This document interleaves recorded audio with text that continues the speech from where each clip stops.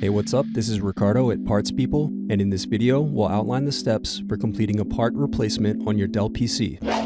Visit our website and use this coupon for a 5% off discount.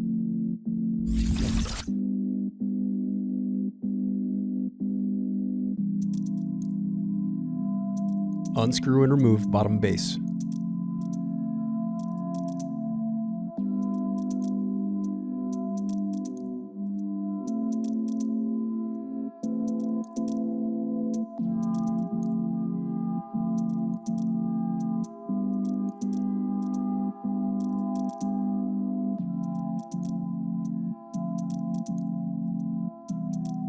Thanks for watching. Don't forget to like and subscribe if you enjoyed this video.